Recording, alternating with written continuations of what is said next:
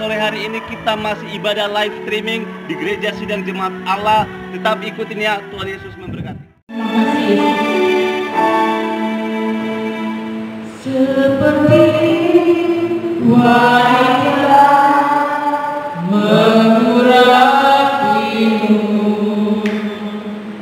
menangis di bawah kakimu, demikian hidupku mengasihimu.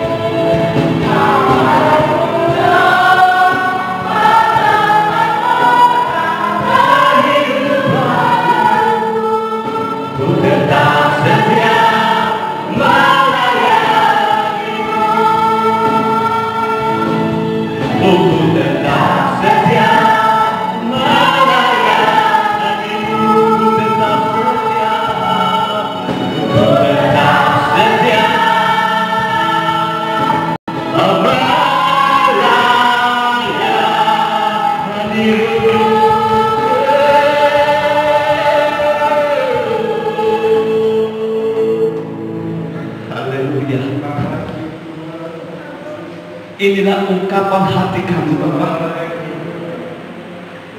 kami mau melayani Engkau sampai Engkau memanggil kami pribadi lepas pribadi. Kami mau setia kepada Tuhan sampai Engkau memanggil kami pribadi lepas pribadi. Karena kami yakin dan percaya ketika Engkau memanggil kami, maka Engkau sendiri yang menyediakan mahkota kehidupan bagi kami pribadi lepas pribadi. Saat ini Bapa, kami mau merenungkan firman-Mu. Hanya firman-Mu yang memberikan kekuatan bagi kami. Karena di akhir zaman ini banyak sekali goncangan-goncangan yang kami hadapi, kesulitan yang kami hadapi, masalah yang kami hadapi. Tapi firman Tuhan yang akan memberikan kekuatan bagi kami, firman Tuhan yang akan menuntun kami, firman Tuhan yang akan menerangi jalan-jalannya kami. Oleh karena itu berfirman bagi kami melalui hamba-Mu, karena kami sudah siap mendengarkan apa yang Engkau sampaikan. Hanya di dalam nama Yesus Kristus kami sudah berdoa dan siap mendengarkan firman Tuhan. Haleluya. Kita sama-sama mengatakan amin. Dipersilakan dulu kembali. Salam. Salam. Bagaimana kabarnya? Bagaimana kabarnya? Puji Tuhan. Sore menjelang malam hari ini kita mau mendengarkan suara Tuhan kembali. Sering sekali saya katakan, saudaraku, mengandalkan kekuatan kita di akhir zaman ini kita tidak mampu. Otak kita tidak mampu. Mengandalkan siapa kita tidak akan pernah mampu. Siapapun orangnya. Oleh karena itu, mari kita mengandalkan Tuhan, mengandalkan firman-Nya, karena hanya firman, karena hanya Tuhanlah yang sanggup menuntun kita, yang sanggup mengubah kita, yang sanggup memberikan kekuatan baru dalam setiap kehidupan kita. Amin. Satu tema yang harus saya bagikan bagi kita adalah tidak ada rencana Tuhan yang gagal dalam setiap kehidupan kita. Sekali lagi temanya adalah tidak ada rencana Tuhan yang gagal. Saudara yang terkasih, di dalam pandemi ini saya sedang menyusun rencana buat 1 tahun dalam gereja kita. Kegiatan setelah minggu tanggal sekian bulan sekian harus dilaksanakan ini. Ibadah kaum wanita tanggal sekian kegiatannya harus dilaksanakan ini. Kita sedang melaksanakan ibadah padang yang akan kita laksanakan rencananya di Ijen sana. Kita melaksanakan bulan 7 ini, rencana saya akan melaksanakan melanjutkan pembangunan gereja tahap kedua. Semuanya gagal. Rencana kita di dalam gereja semuanya gagal. Rencana manusia gagal. Tapi saya ingin katakan bagi kita, rencana saya yang gagal, rencana saudara yang gagal, tapi rencana Tuhan tidak pernah gagal dalam setiap kehidupan kita. Beri tepuk tangan buat Tuhan. Amin. Saya ingin anak-anak dia, ya, rencana Tuhan tidak pernah gagal dalam setiap kehidupan kita. Dan saya yakin dan percaya, rencana Tuhan itu iya dan amin. Mungkin saudara mengatakan, aduh, rencana Tuhan gagal dalam hidup saya karena begitu banyak masalah, begitu banyak kesulitan, begitu banyak problem dalam rumah tangga saya, perkumpulan saya, rencana saya yang sudah saya susun 1 tahun pasti akan gagal. Saudara yang terkasih, sekali lagi, rencanamu yang gagal, rencana saya yang gagal, tapi rencana Tuhan tidak pernah gagal dalam setiap kehidupan kita. Ada jawaban yang tepat, ada yang jawaban yang pasti, karena dia adalah kurios. Ada waktunya Tuhan, di mana rencana Tuhan akan gagal dalam setiap kehidupan kita pribadi dan pas pribadi. Nah, rencana Tuhan itu tidak pernah gagal. Itu saya ambil di dalam kitab Wahyu, kitab Ayub. Maksud saya kitab Ayub. Nah, ini adalah sangat luar biasa ini. Kalau kita melihat kitab Ayub dan pasal pertama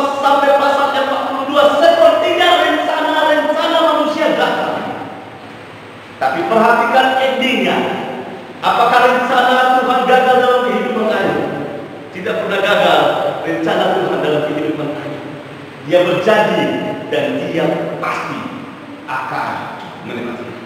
Mari kita lihat di dalam ayat 1. Ayat 1. Ayat yang pertama, ya. Ini bagian yang pertama ya. Minggu depan bagian yang kedua, minggu depan lagi bagian yang ketiga. Ayat yang pertama, coba perhatikan di situ. 3, 2, 1. Ada seorang laki-laki bernama Ayub. Orang itu saleh dan jujur. Ia takut akan Allah dan jauhi kejahatan. Coba perhatikan baik-baik. Kita lihat dulu database-nya Ayub.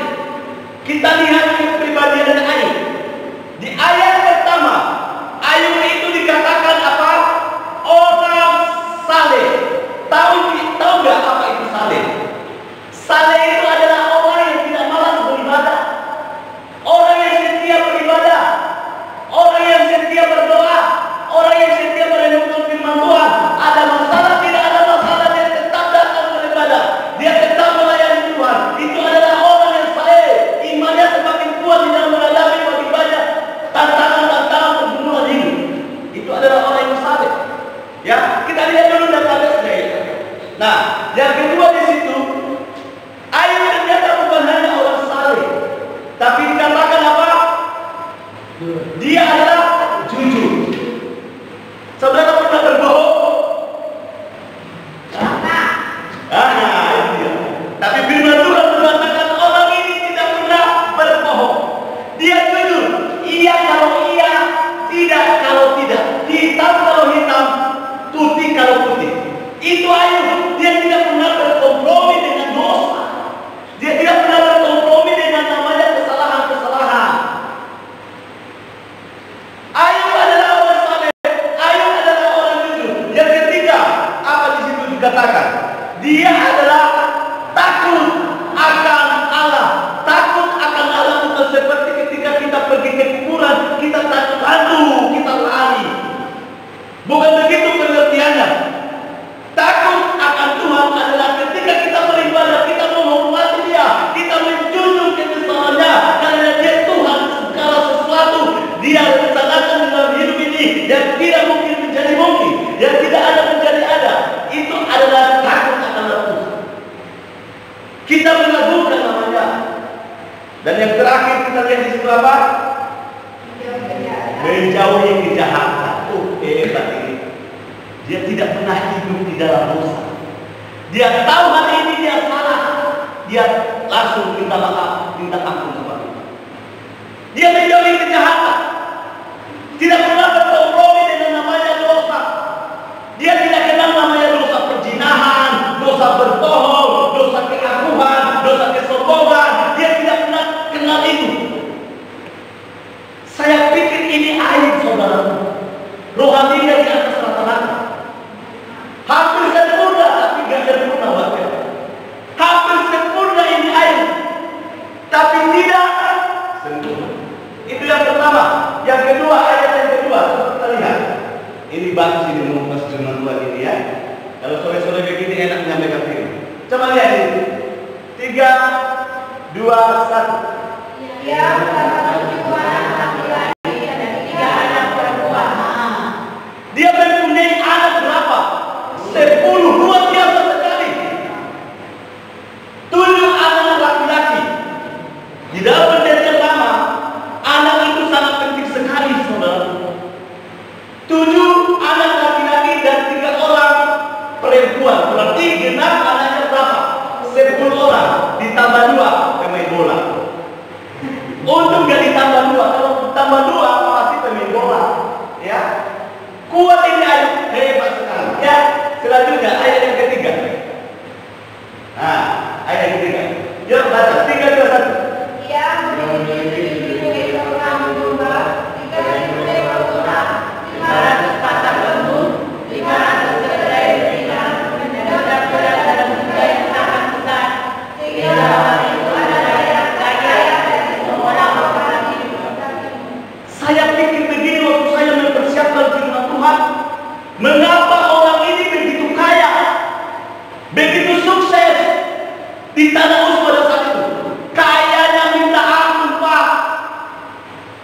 Tidak ada yang terkaya melebihi Ayub pada saat itu. Saya baca sekali lagi kekayaannya, perhatikan baik-baik. 7.000 kambing domba, 3.000 ekor unta, 500 pasang lembu, 500 keledai betina, dan budak-budak di dalam jumlah yang sangat besar. Sehingga orang itu adalah orang yang bukan yang kaya, tapi terkaya dari semua orang di sebelah. Hebat sekali. Saya coba merenungkan, mengapa orang ini diberkati Tuhan, mengapa orang ini begitu kaya. Tuhan memberkati setiap usaha dan pekerjaannya, sehingga budak-budaknya itu banyak sekali. Kambing domba tidak pernah terhitung, ternaknya tidak pernah terhitung. Begitu kaya Ayub. Kuncinya saudaraku, ayat yang pertama, karena Ayub itu adalah orang yang saleh, Ayub itu adalah orang yang jujur, Ayub itu adalah takut kepada Tuhan, dan dia tidak pernah berkompromi dengan dosa. Firman Tuhan mengatakan, bukan gak panjang tangannya untuk menolong, bukan gak tajam telinganya untuk mendekati kita, tapi menjaga agama adalah dosa. Tapi Ayub tidak pernah melakukan dosa, maka segala sesuatu yang dia lakukan, ternyata Tuhan buat berhasil. Rumah tangganya Tuhan buat berhasil, istrinya Tuhan buat berhasil, anak-anaknya Tuhan buat berhasil. Apa saja yang dilakukan Ayub pada saat itu sungguh berhasil. Sehingga dicatat di dalam Alkitab, dialah yang paling kaya pada saat itu. Makanya sering sekali saya katakan dulu, kekayaan itu hanya Tuhan tambah-tambahkan bagi kita. Amin. Keberhasilan itu Tuhan tambah-tambahkan bagi kita. Jodoh itu hanya Tuhan tambah-tambahkan bagi kita. Ketika kita setia dalam pekerjaan Tuhan, setia dulu beribadah kepada Tuhan, jangan malas. Orang yang setia melayani Tuhan, orang yang setia beribadah kepada Tuhan, Tuhan lihat. Mata Tuhan tertuju kepada orang-orang yang setia. Mata Tuhan tertuju kepada orang-orang yang hidup di dalam kebenaran, yang melakukan kebenaran firman Tuhan. Ayub adalah orang-orang itu. Sehingga apa saja yang dia lakukan, Tuhan buat berhasil. Amin. Saya yakin dan percaya kita semua pasti akan diberkati. Ada anak muda setia melayani Tuhan. Jemaat Tuhan datang beribadah kepada Tuhan. Banyak masalah, banyak manusia tidak luput daripada masalah. Tapi percaya kita belajar dari Ayub. Orang yang saleh, orang yang jujur, orang yang takut kepada Tuhan. Tuhan buat semuanya apa yang dia lakukan berhasil. Sehingga dia yang paling kaya, bukan kaya, terkaya pada saat itu. Nah, coba perhatikan dengan baik. Dalam kebenaran firman Tuhan ini, ayat yang ke-16 kita lihat. Ayat yang ke-16, ayat 1 ayat yang ke-16. Enak ini firman Tuhan ini ya. Apalagi kalau Ayub ini anak sekalian. Ayat 1 ayat yang ke-16. Ayat 1 ayat yang ke-16. Oke ya. Tadi kita ingat dulu bahwa Ayub itu yang pertama dia adalah orang yang saleh. Yang kedua, yang ketiga, yang keempat, hebat ya. Nah, coba perhatikan ayat yang ke-16. Sementara orang itu berbicara, datanglah orang lain dan berkata, api telah menambah dari langit dan membakar serta memakan habis kambing domba dan penjaga-penjaga. Hanya aku sendiri yang luput sehingga dapat memberitahukan hal itu kepada Tuhan. Ayat yang ke-17. Sementara orang itu berbicara sama-sama, datanglah orang dan berkata, orang-orang kasih membentuk 3 pasukan, lalu menyerbu unta-unta dan merampasnya, serta memukul penjaganya dengan mata pedang. Hanya aku sendiri yang luput, sehingga dapat memberitahukan hal itu kepada Tuhan. 18. Sementara orang itu berbicara, datang orang lain berkata, anak-anak Tuhan yang laki dan yang perempuan sedang makan dan minum anggur di rumah saudara mereka yang sulur. Maka tiba-tibalah angin ribut tertiup di seberang padang gurun. Rumah itu dilandanya pada 4 penjuru dan roboh menimpa orang-orang muda itu sehingga mereka mati hanya aku sendiri yang luput sehingga dapat memberitahukan hal itu kepada Tuhan. Saudaraku, saya ulang lagi, Ayub itu adalah orang apa?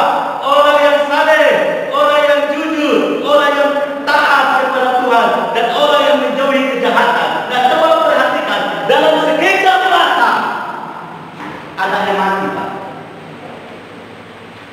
Ngeri enggak? Anaknya berapa? Berapa orang yang mati? Kaget enggak, Pak? Kaget enggak? Jemaat kita ada yang orang tuanya meninggal, Mbak Pepi. Hanya satu orang. Saya lihat, saya baca statusnya, begitu sedih dia. Dia tidak mau berpisah dengan ayahnya. Dia mengatakan tidak ada lagi yang menyayangi saya, tidak ada lagi yang peduli sama saya, tidak ada lagi orang yang mencintai saya. Dia seperti yang tidak menerima kenyataan itu. Hanya satu orang. Tapi Ayub coba bayangkan, berapa orang yang meninggal? Ngeri banget ya. Hartanya habis tidak? Hartanya yang 700 ekor kambing domba itu, hartanya dalam seketika ini bukan dongeng. Mati semuanya. Tadi saya katakan Ayub itu adalah orang yang setia. Ayub itu adalah orang yang jujur. Ayub itu adalah orang yang taat. Bukan berarti kita melayani Tuhan, kita lepas dari namanya kesulitan ini. Kita lepas dari namanya masalah. Kita lepas dari namanya pergumulan hidup. Dia adalah orang yang sanggup. Dia adalah orang yang dekat kepada Tuhan. Dia pernah mengalami Tuhan di dalam hidupnya. Tapi bukan berarti dia tidak ada masalah. Semuanya ada yang mati. Hartanya semuanya ludes dalam seketika. Bapak Ibu yang terkasih dalam nama Yesus Kristus, dalam satu minggu ini bertubi-tubi masalah yang saya hadapi. Berapa orang jemaat datang ke tempat saya, saudara, dan membawa masalahnya, masalah jemaat, masalah saya juga. Dan saya katakan kepada Mbak Rika kemarin, satu hari ini Mbak Rika masalah saya ada 5. Belum masalah ini, belum selesai masalah ini, datang masalah yang ini. Belum selesai masalah ini, datang masalah ini. Saya hitung-hitung dalam satu hari itu, saudaraku, ada 5 masalah. Belum masalah dalam rumah tangga, belum masalah pelayanan, belum masalah ekonomi. Kalau digabung semuanya. Tapi saya tidak mau membandingkan masalah saya dengan masalah Ayub. Masalah saya sedikit sekali dibanding Ayub. Masalah kita dibanding Ayub sedikit sekali. Ayub itu masalahnya bertubi-tubi, Pak. Mungkin hari ini kita tidak makan, tapi besok mungkin kita makan. Tapi Ayub itu semuanya mati di tangannya. Ekonominya hancur ketika. Kambing domba semuanya mati. Tapi hebat, dia mengatakan, terpujilah nama Tuhan, Tuhan yang memberi, Tuhan yang mengambil, terpujilah nama Tuhan. Saya katakan bagi kita sekali lagi, kita belajar dari pribadi Ayub ini, Pak. Masalah boleh datang silih berganti, apalagi di tengah pandemi ini. Suami kita di PHK dari kerjaan. Istri kita tidak kerja, anak-anak kita tidak semuanya kerja. Semuanya tidak ada pekerjaan. Apalagi semuanya harga barang begitu naik. Mari kita bandingkan masalah kita dengan masalah Ayub. Sebesar apa masalah kita dibanding masalah Ayub? Tapi dia tidak pernah bersungut-sungut. Dia tidak pernah menyalahkan Tuhan. Dia tetap bersyukur kepada Tuhan karena dia tahu endingnya rencana Tuhan tidak pernah gagal dalam setiap kehidupan. Amin. Amin. Nah, ini dia, saudara. Ada beberapa hal yang harus saya bagikan dalam pribadi Ayub. Ya, ada beberapa hal yang saya bagikan dalam pribadi Ayub. Ini pasal pertama, belum pasal yang kedua. Yang pertama yang kita pelajari dari kehidupan Ayub, mari kita lihat Ayub 1 ayat yang ke-21. Ada 3 hal yang harus saya bagikan. Mari kita baca sama-sama. 3 Ayub 1 ayat 21. 3, 2, 1. Katanya, dengan jalannya aku keluar dari kegelapan, dan jalannya kita kembali ke dalamnya. Tuhan yang memberi, Tuhan yang mengambil,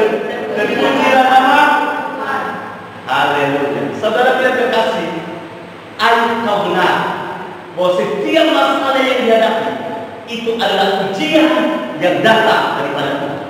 Dia mengatakan di sini, dengan telanjang aku keluar dari kandungan ibuku, dengan telanjang juga aku kembali ke dalamnya. Tuhan yang memberi, Tuhan yang mengambil, terpujilah nama Tuhan. Saudara tahu apa artinya? Dengan telanjang aku keluar dari mana? Dari kandungan ibuku. Berarti dia dilahirkan. Dengan telanjang aku juga kembali di dalam apa? Di dalam rahim ibunya. Masuk logika tidak? Masuk akal tidak? Enggak mungkin air bisa berinkarnasi, bisa kembali seperti bayi dan masuk ke rahim ibunya. Tapi di dalam 1 Timotius 6 ayat yang ke-7 dijelaskan di situ. Sebab kita tidak membawa sesuatu apa ke dalam dunia ini. Dan kita pun tidak dapat membawa apa-apa keluar. Artinya apa? Ketika kita lahir, perhatikan baik-baik, kita tidak membawa apa-apa. Dan ketika kita masuk di dalam perut bumi, kita tidak membawa apa-apa. Kalau kita punya apa-apa sekarang, jangan menyombongkan diri. Kalau kita punya mobil, punya rumah, punya harta, punya warisan, punya deposito, jangan menyombongkan diri. Karena ketika kita lahir, kita tidak membawa apa-apa. Nah, kalau kita punya apa-apa di dalam dunia ini, itu karena anugerah Tuhan. Itu hanya karena kebaikan Tuhan. Jangan kita menyombongkan diri dalam segala sesuatu. Nah, kalau Tuhan izinkan ambil semuanya, Tuhan ambil semuanya harta kita, Tuhan ambil semuanya apa yang kita punya, berarti Tuhan sedang menguji kita. Amin. Nah, di dalam Yakobus 1 ayat ketiga mengatakan, ujian itu menghasilkan ketekunan dalam setiap kehidupan. Setiap masalah yang kita hadapi, Tuhan sedang menguji kita. Setiap kesulitan, penyakit yang tidak pernah sembuh, Tuhan memakai itu untuk menguji setiap kehidupan kita. Coba perhatikan baik-baik, sekali saya katakan begitu. Ketika tidak ada masalah, maka kalau kita berdoa hanya sekedar di bibir saja. Tuhan tolong dan Tuhan memberkati saya, amin. Ketika kita makan makanan enak ya, Tuhan tolong memberkati makanan yang selesai. Ketika kita bangun pagi-pagi kita berdoa, Tuhan tolong memberkati saya supaya hari ini selesai. Tapi ketika Tuhan memuji kita lewat masalah, Tuhan memuji kita lewat kesulitan ekonomi, Tuhan memuji kita lewat kelaparan, baru kita tekun datang beribadah, kita tekun berdoa kepada Tuhan, baru kita memuji menyembah Tuhan, baru kita sampai keluar air mata berdoa kepada Tuhan. Tuhan tolong dan Tuhan memberkati saya. Kalau Tuhan memuji kita, ibadah ada sekedar rutinitas. Tapi ketika masalah bertubi-tubi datang kepada kita, waduh, kita tanya kapan ibadah. Jam berapa ibadah? Saya datang kepada Tuhan, itu bagus. Karena firman Tuhan mengatakan, marilah kepadaku, hai kamu orang yang kemarin kini sudah berbeban berat, maka aku akan memberikan kelegaan kepadamu. Saudara yang terkasih dalam nama Yesus Kristus, harta Ayub semuanya Tuhan ambil.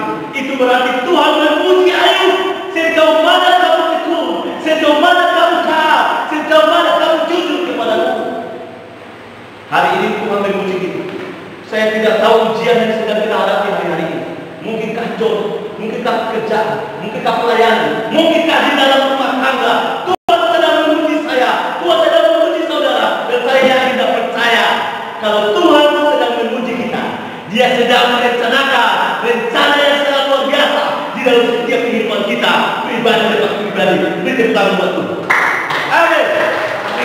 Haleluya. Jalani aja ujian itu. Jalani aja.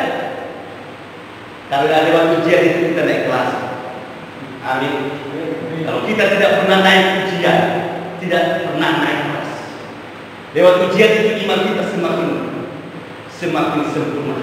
Maka Ayub mengatakan, lewat ujian ini saya keluar seperti emas yang murni. Kalau dia orang yang tidak mau diuji oleh Tuhan, maka mulai dari nol, ada masalah sedikit mengerutu, ada masalah sedikit menyalahkan.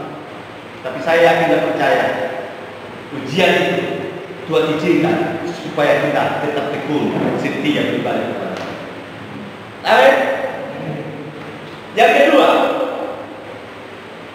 apa yang kita pelajari dari kehidupan Ayub? Masih Ayub 1 ayat 21b. Kita baca sama-sama. 3, 2, 1. Katanya dengan tenang dan aku keluar dari kandungan ibuku. Sama-sama. Tuhan yang memberi, Tuhan yang mengambil, terpujilah nama Tuhan. Tuhan yang memberi, Tuhan yang mengambil, terpujilah nama Tuhan. Hebat ini Ayub.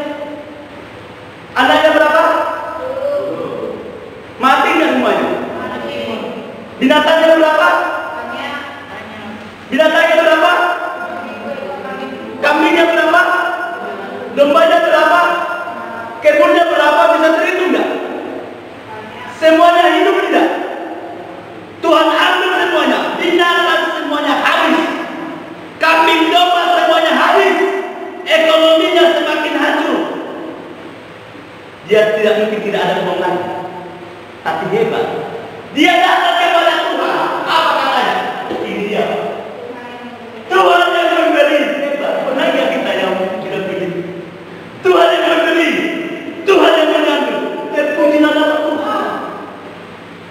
Di tengah masalah yang bertubi-tubi, Ayub tetap datang kepada Tuhan, mempermuliakan Tuhan.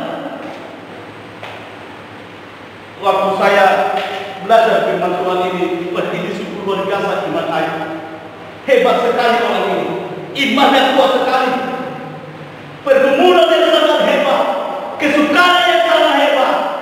Dia jatuh miskin, tidak punya apa-apa. Dia datang kepada Tuhan dan mengatakan, Tuhan yang memberi, Tuhan yang mengambil, terpujilah nama Tuhan. Dia datang kepada Tuhan mempermuliakan Tuhan. Berarti yang kedua yang kita pelajari dari kehidupan Ayub, dia tetap mengucap syukur kepada Tuhan. Mengucap syukur bukan karena tiada, tapi mengucap syukur itu karena firman. Mengucap syukur senantiasa di dalam. Artinya apa? Walaupun kita dapat berkat, kita tetap mengucap syukur. Kita tidak punya berkat, kita tetap mengucap syukur. Mungkin saudara mengatakan begini, Pak Pendeta, tahu nggak zaman corona ini semua mahal, tidak ada lapangan pekerjaan. Masa saya di tengah kesulitan ini saya bisa bersyukur kepada Tuhan? Mungkin begitu. Mungkin kita dihimpit ekonomi, masalah di dalam anak-anak, masalah dalam menantu, masalah sama orang tua, masalah sama keponakan. Apakah kita masih bisa mengucap syukur? Mengucap syukur bukan karena keadaan itu, tapi mengucap syukur karena firman Tuhan mengatakan mengucap syukurlah senantiasa di dalam. Mengucap syukur itu adalah kekuatan kita. Ada banyak kita mengatakan, ya mungkin saya mengucap syukur, tapi dengan baik. Ada hal-hal tertentu yang membuat kita mengucap syukur. Kalau kita bisa bangun pagi-pagi dan kita bisa menghirup udara segar, kita harus mengucap syukur itu. Ada hal-hal tertentu yang bisa kita mengucap syukur. Kalau kita bisa berbaju sekarang, pakaian yang mantap, kita bisa beribadah kepada Tuhan, kita harus mengucap syukur itu. Kalau kita sehat, tidak kena corona, kita harus mengucap syukur itu. Kalau kita bisa makan, kita lihat orang lain tidak makan di tengah corona ini, kita harus mengucap syukur. Berarti ada hal-hal tertentu di mana kita harus mengucap syukur kepada Tuhan. Sekali lagi saya katakan bagi kita, mengucap syukur merupakan kekuatan baru dalam setiap hidup. Oleh karena itu, keadaan apapun yang terjadi dalam kehidupan kita, kita mengucap syukur kepada Tuhan. Saya yakin dan percaya, yang membuat saya semakin kuat, yang membuat saya semakin bersemangat dalam pelayanan, karena saya terima kasih Tuhan kebaikan. Walaupun saya tidak berkat, saya tetap mengucap syukur kepada Tuhan. Bapak Ibu yang dikasih dalam nama Yesus Kristus, kemarin benar sekali bahwa hari Senin kemarin saya betul di rumah Bang Edi karena keponakan saya.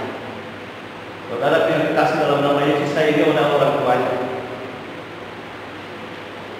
Kalau di rumah saya itu disiplin, tidak boleh main-main, beribadah tepat pada waktu. Kamu pergi harus jam sekian pulang. Karena saya harus menggembleng orang-orang yang harus tinggal di rumah. Orang Papua, orang Papua itu tinggal di rumah kemarin sampai berapa bulan 10 orang. Yang berhasil saya didik itu 3 orang. Yang 7 orang tidak berhasil. Dan saya maaf keponakan saya itu berhasil. Saya tetap mendidik dia, tapi karena dia tidak mau mendidik, gak apa-apa. Dan itu jadi masalah sama keluarga di kampus, masalah di kampus, masalah paling besar adalah masalah pelayanan. Masa seorang gembala sidang anaknya sendiri tidak mau datang ke gereja, dan itu sudah saya dengar. Masalah tidak, dan itu adalah masalah. Tuhan tahu hati saya. Begitu 1 minggu ini pelayanan, masalah begitu di dalam kehidupan saya, dan saya harus tetap berucap, Tuhan, Engkau tahu hati saya, Engkau tahu pergumulan saya, Engkau tahu kesulitan saya. Menghadapi masalah jemaat itu kecil bagi saya, tapi masalah yang saya itu berat sekali. Saya hanya menyerahkan kepada Tuhan. Saya hanya mengangkat tangan saya. Tuhan turun tangan, Tuhan turun bekerja. Bagaimanapun dia adalah pencapaian saya. Kita tidak lepas dari namanya kesulitan. Andalkan Tuhan di dalam hidupmu. Tetapi mencapai di dalam setiap kesulitan yang kita hadapi. Dan saya yakin dan percaya di balik kesulitan itu ada rencana Tuhan yang tidak pernah gagal di dalam setiap kehidupan kita. Andalkanlah. Saya yakin kita punya masalah semuanya. Tapi percayalah Tuhan tidak pernah diam dalam setiap kehidupan orang yang berat. Percaya saya kepada Tuhan. Tuhan akan menolong dan akan memberkati. Mbak Nur masalah anak-anak, Kak Desi masalah anak-anak, semuanya masalah ekonomi, ada masalah ekonomi, ada masalah rumah tangga, tetap kita cukup. Karena itu adalah kekuatan kita. Amin. Harus saya lakukan sekali lagi. Tetap menuntut kepada Tuhan. Dan yang kedua, dan yang ketiga, ini yang terakhir. Ayat 1 ayat 20. Ini yang terakhir. Coba. Ayat 1 ayat 22. Nah, 3, 2, 1. Dalam kesemuanya itu, ayat ini tidak berbuat dosa dan tidak menuntut Allah takut dan yang kurang patuh. Sekali lagi saya ingin sampaikan bagi kita. Ya, coba jawab pertanyaan saya. Berapa orang anak Ayub? Kambingnya tidak terhitung, dombanya tidak terhitung, mati atau hidup? Nah, waktu bertubi-tubi masalah dihadapi Ayub, coba perhatikan di sini. Apakah Ayub mengatakan kepada Tuhan, Tuhan tidak benar? Tuhan egois. Saya sudah jujur, saya sudah setia melayani, saya sudah tahu sudah melakukan dosa, tapi mengapa Tuhan mengambil semuanya harta saya? Mengapa Tuhan mengambil semuanya anak-anak yang saya cintai? Ayub tidak pernah melakukan begitu. Dan kebenaran firman Tuhan berkata, Ayub tidak menuduh Allah berbuat yang kurang. Mari kita introspeksi diri kita. Kita sudah setia melayani, kita sudah percaya kepada Tuhan. Ketika Tuhan menghimpit kita dengan berbagai masalah ekonomi, dengan berbagai masalah anak-anak di dalam rumah tangga kita, jawab dengan jujur, apakah kita pernah menyalahkan Tuhan? Apakah kita mengatakan saya tidak mau melayani lagi? Tak akan melayani. Tuhan tidak bekerja. Ketika Tuhan mengizinkan ujian dalam setiap kehidupan kita, apakah kita mengatakan saya tidak mau lagi saya tidak lagi main musik, saya tidak mau lagi menghafal Tuhan, saya tidak mau lagi belajar sekolah minggu, saya tidak mau lagi datang ke gereja, saya menyalahkan Tuhan? Apakah kita pernah mengatakan begitu? Coba perhatikan Ayub, Pak. Ini masalah yang begitu besar yang dihadapi. Dan kebenaran firman Tuhan berkata, Ayub tidak pernah menuduh Allah yang kurang patut. Itulah hebatnya ayat. Saya jempol ini hanya. Ini iman yang di atas rata-rata. Dia tidak pernah menyalahkan Tuhan. Coba perhatikan, waktu bangsa Israel keluar dari perbudakan, bangsa Israel melihat bagaimana mukjizat yang Tuhan izinkan dalam kehidupan mereka. Begitu keluar, Tuhan belalang ke belakang. Di padang gurun, tiang api dari tiang awan, supaya mereka terlindung dari panas dan dingin di padang gurun. Mereka minta makan, Tuhan memberikan mana. Mereka minta minum, Tuhan memberikan minum. Pakaian, minuman, sandal yang mereka pakai tidak pernah sobek selama 40 tahun. Tapi coba perhatikan, ketika Tuhan izinkan ujian dalam kehidupan mereka, ketika mereka kelaparan, ketika mereka kehausan, mereka menyalahkan Tuhan. Hah? Mereka menyalahkan Tuhan, menyalahkan Musa. Apakah tidak ada hubungan di Mesir, Musa? Mengapa engkau membawa di sini kami kelaparan, kami kehausan, tidak ada makanan, tidak ada minuman di tempat ini? Mereka menyalahkan Musa, mereka menyalahkan Tuhan. Coba perhatikan, orang-orang yang menyalahkan Tuhan, mereka sampai tidak di padang tanah. Mereka tidak pernah menjumpai berkat Tuhan. Mereka tidak pernah menikmati makanan dan minuman di Kanaan. Musa mati, keturunan segenerasi Musa mati semuanya karena mereka menyalahkan Tuhan, menyalahkan pemimpin. Hari ini sebagai hamba Tuhan saya ingatkan bagi kita, jangan sesekali kita menyalahkan Tuhan di tengah masalah. Karena rencananya ia datang dalam setiap kehidupan kita. Rencana Tuhan tidak pernah gagal dalam setiap kehidupan kita.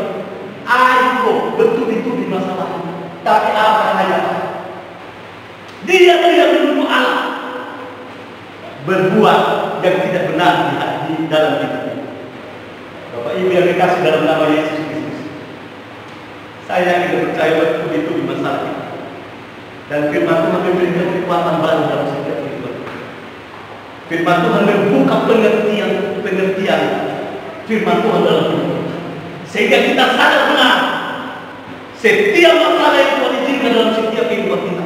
Jangan kita katakan Tuhan salah. Dia sedang mengizinkan itu dalam setiap kehidupannya, dan saya yakin dan percaya di balik itu semuanya ada berkat Tuhan yang luar biasa dalam setiap kehidupan kita. Ketika dia melewati itu semuanya, di dalam pasal 42 Tuhan gantikan berlimpah-limpah kali ganda. Makanya firman Tuhan temanya adalah rencana Tuhan di dalam kehidupan air tidak pernah gagal. Tapi Tuhan proses dulu, Tuhan uji dulu, Tuhan masukkan di dalam api yang menyala, sehingga kita keluar menjadi emas yang baik. Amin. Biarlah firman Tuhan yang sangat singkat menjadi kekuatan baru dalam setiap kehidupan kita. Dan saya yakin dan percaya kita semua akan diberkati. Minggu depan adalah bagian yang kedua tentang rencana Tuhan tidak pernah gagal. Amin.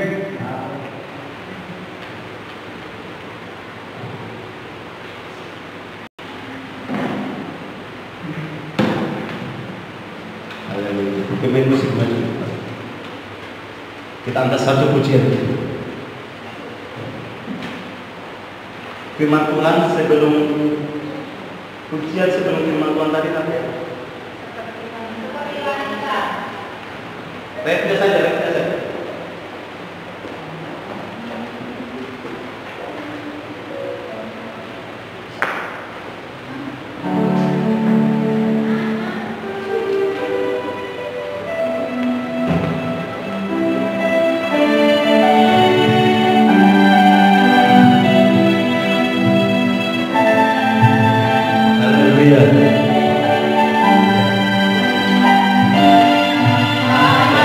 Amin.